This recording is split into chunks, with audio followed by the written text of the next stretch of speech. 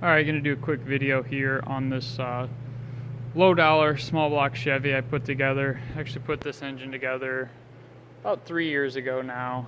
It's had 3 race seasons on it. Still doing well. Kind of at this point, this engine doesn't owe us nothing, but what it actually is a 95 or 96 just 350 roller block. Can't remember if it's 2-bolt or 4-bolt main, to be honest with you.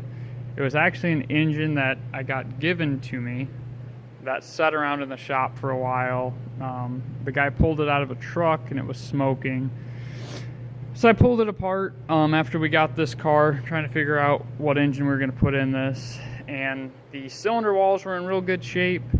It had some pretty cruddy compression pistons in it, but the smoking seemed to be all in the cylinder heads. So what I decided to do at that point was see what I could put together for as cheap as possible. And I tore it all down, noticed the crankshaft was in pretty rough shape. So there we went with a Scat, just a Scat 9000 cast crank.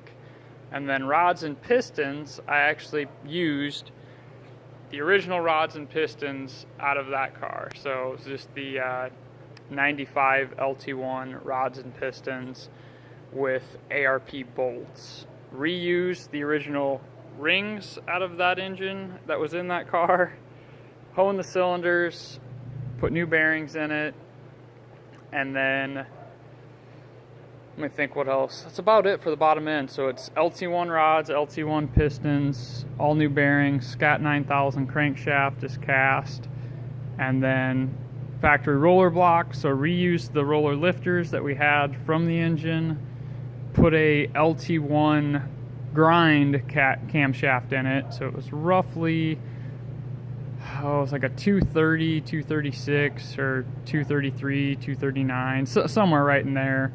I'm forgetting, 560, 560 on the lift. 1.6 rockers on it, so it's just under 600 lift total with the 1.6s. So I put 1.6 roller rockers on it. The Super Victor intake, or is it a Junior? So Victor Junior intake, that was a part that I had laying around. Pretty much, so the rods were laying around, pistons were laying around. The only thing I really bought was rocker arms, camshaft, bearings, and crank. And then cylinder heads we had laying around as well, which I get it, not everyone's going to have these laying around, but they were a set that needed some valves and I want to say some guides, but we had repaired them years ago and just never used them on anything. So the heads are World Product Sportsman 2s that were extremely ported out years ago. If I had to guess, they flow somewhere in the 600 CFM range at, or I'm sorry, 300 CFM range at 600 lift, roughly. But no, that was the cylinder head package, so I actually bought those heads years ago. So more or less, the long story short here is we had like roughly $500 into this engine, and it's been doing awesome. Doing the calculations on it and kind of what it should make with the cylinder head it's got and the camshaft, just over 500 horsepower roughly. I wouldn't be surprised if it made closer to 515, but for how cheap I put this together, I'm superly impressed. And came out to like 10.6 to 1, right in there, compression ratio, all with stuff we had laying around. And again, I get it, not a lot of people would have these parts laying around, but I guess my point here is what does seem to make a good bottom end is old school small block Chevy block, I think it's 93 to like 2000 factory roller block, LT1 pistons and rods, since those rods are a lot better than whatever came in this. And then you get a flat top piston, or I think it's 4 valve relief, but it is a flat top, where those normally come with a dish piston. So you get a better bottom end and some better compression, and the long story short is this thing's really holding together. 6,800 RPM rev limiter. It's seen every bit of that quite often, most of the time, at least once a lap. It's probably got 1,000 laps on it.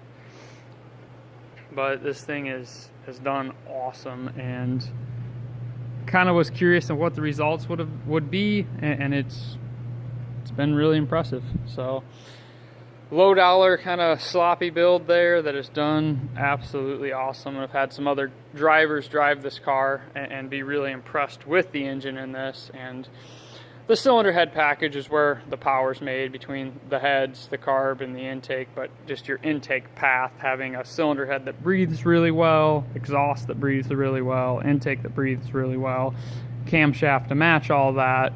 Well, the bottom end at that point, we just needed it to survive the power, and we put together a package that made a good amount of power, and we were just kind of fingers crossed that the bottom end would stick together, and surprisingly it's doing awesome. So how much longer it lasts, we don't know, but we did pop it out last winter and inspected it, and it still looked great. So just some ideas for you guys. You don't have to spend, you know, $4, $5, $6, $10,000 on an engine.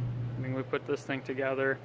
If I had to buy everything new, yeah, we'd probably have $2,500, $2,800, maybe even $3,000 in this engine. But even so, if you guys shop around online, I'm sure you could have built this engine for $1,500, maybe $2,000 at most.